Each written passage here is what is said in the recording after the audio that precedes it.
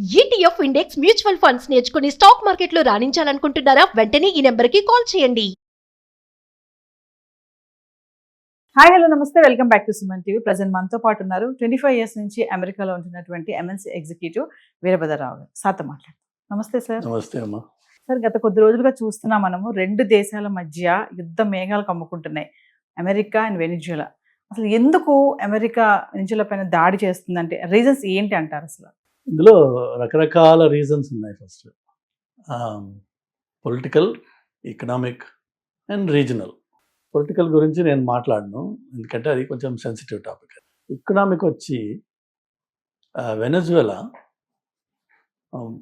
ప్రపంచంలో అతిపెద్ద ఆయిల్ నిక్షేపాలు ఉన్న ఒక కంట్రీ. అది వాళ్ళు అమెరికాతో కాకుండా వాళ్ళ ఆయిల్ని రష్యాకి ఎక్స్పోర్ట్ చేస్తూ ఉంటారు. ఎక్కువగా కాదు, 100%.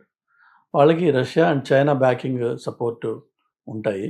అలానే రీసెంట్గా వెనజువెలాలో ఎలక్షన్స్లో కొంత ఫ్రాడ్ అయిందని చెప్పి అపోజిషన్ లీడరు ఆమె ఫైట్ వాటిని రికగ్నిష్ చేస్తూ ఆమెకి నోబెల్ పీస్ ప్రైజ్ వచ్చింది వెనజువెలాకే. కానీ అక్కడ ఎలక్షన్స్ కొంచెం కాంట్రవర్షియల్గా జరిగినాయి. ఈ మడూరో ఎవరైతే ప్రెసిడెంట్ ఉన్నాడో అక్కడ, అతను విన్ అయిన వాడు కాదు. ఈజ్ థగ్ అంటారు, ఇంకోటి అంటారు. రాజకీయాల్లో ఇది మనకి ఇండియాలో ఉన్న వాళ్ళకి చాలా కామన్ విషయం అది. బట్ వెస్ట్రన్ వరల్డ్లో అది కొంచెం ట్రబుల్సమ్ అవుతుంది. ఇవాళ రేపు అది కూడా నార్మలైజ్ అయిపోతుంది. ఎక్కడ చూసినా పాలిటిక్స్లో ఎథిక్స్ అన్నవి I don't think anywhere in the world ethical politics అన్నది లేదు. సో ఈ మడూరో ఎవరైతే ఉన్నాడో అతను ఇల్లెజిటిమేట్ ప్రెసిడెంట్ అని చెప్పి ఒక ముద్ర వేశారు.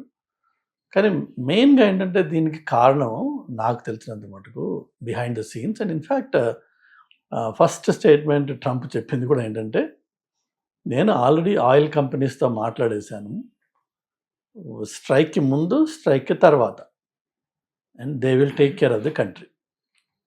విచ్ మీన్స్ వాళ్ళ దగ్గర $17 trillion వర్త్ ఆఫ్ ఆయిల్ ఉంది.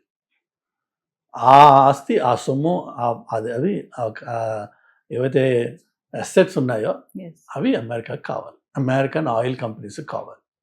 అది మెయిన్ రీజన్. అది మిగిలినవన్నీ స్మోక్ స్క్రీన్ అంతే. ఇన్ఫ్యాక్ట్ ఫనీ థింగ్ ఏంటంటే, మడూరో ఏదో డ్రగ్ ట్రాఫికింగ్ చేస్తున్నారు Venezuela, Colombian drugs are traffic through Venezuela into US, ఇలా రకరకాల కథలు ఉన్నాయి. కానీ అతని మీద ఫైల్ చేసిన ఇండైట్మెంట్ ఏదైతే ఉందో నిన్న కోర్టులో, అందులో ఎక్కడ కూడా డ్రగ్ లేదు, ఛార్జ్ లేదు, nothing related to drugs, nothing related to oil. అది కూడా లేదు, రెండు లేదు. మరి ఎందుకు వాడిని అరెస్ట్ చేసేవరా, ఎందుకు వాడిని తీసుకొచ్చావరా అంటే ఆ కాగితం ముక్కల విలువ లేదనమాట. సో మెల్లిమెల్లిగా ఆల్రెడీ కొన్ని విషయాలు బయటకు వచ్చాయి. మెల్లిమెల్లిగా అతన్ని ఎప్పుడైతే ప్రాసిక్యూట్ చేసి కోర్టులో మీరు ప్రూఫ్స్, దాఖలాలు ప్రజెంట్ చేయాలో అప్పుడు ఇది నిర్వీర్యం అయిపోతుంది. కానీ అది అవ్వడానికి మేబీ 3 months 6 months పడుతుందేమో.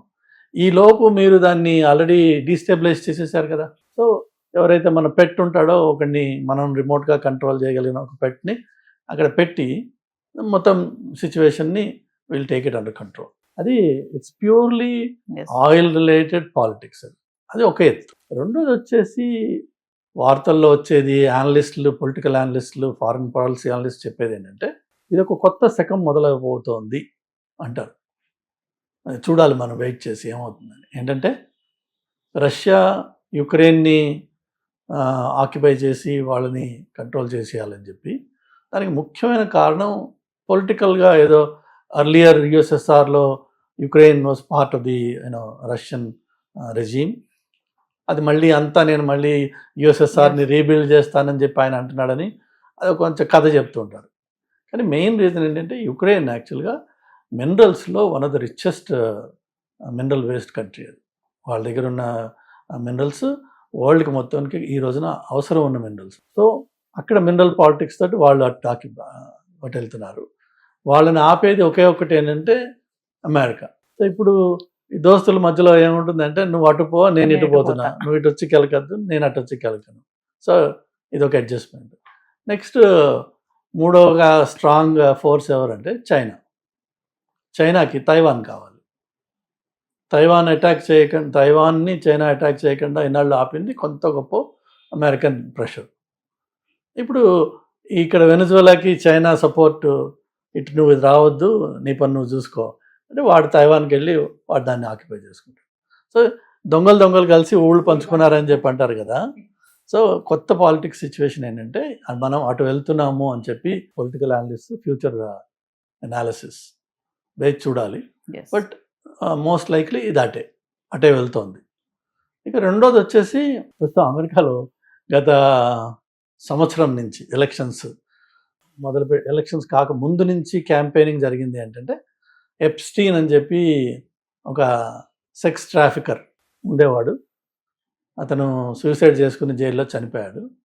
అతనికి ఎవరైతే గర్ల్స్ని ఆర్గనైజ్ చేసి సప్లై చేసిన లేడీ ఎవరైతే ఉండేదో అతని రైట్ హ్యాండ్, ఎవరిని కంట్రోల్ చేసేవాళ్ళో మనకి తెలియదు, కానీ మొత్తానికి ఇద్దరు equal partners in the crime. Ghislaine Maxwell అని చెప్పి ఆమె ఇప్పుడు జైల్లో ఉంది. కానీ ఈ ఎప్స్టీన్ జరిగిన గొడవ అందులో పెద్ద వాళ్ళందరూ ఇన్వాల్వ్ అయి ఉన్నారు. అంటే చిన్న పేర్లు కాదు అవి ఏవి కూడా. Political heads of the states, billionaires, Microsoft bill gates, పాపం బిల్ క్లింటన్, అలానే రాయల్ ఫ్యామిలీ నుంచి అతనికి రాయల్ టైటిల్ కూడా తీసేశారు. అట్లా రకరకాల రిచెస్ట్ ఆఫ్ ద రిచ్ ఆ లిస్ట్లో ఉన్నారు. అందులో ట్రంప్ది కూడా పేరు. అయితే ఈయన క్యాంపెయినింగ్ చేసిన రోజులు ఏంటంటే, దీని ఫైల్స్ నేను మొత్తం రిలీజ్ చేస్తాను రాగానే డే 1లో చేస్తానని చాలా అన్నారు. సో ఒక విధంగా వాళ్ళు అనేది ఏంటంటే, దాని మీద మభ్యపెట్టడం కోసం, దానికి డైవర్షన్గా ఇది చేశారు అంటారు. బట్ అది అంత I don't think that's reality is mainly అక్కడ ఆయిల్ రిజర్వ్స్ ఉన్నాయి, అవి మాకు కావాలి. Thank you sir. Thank you.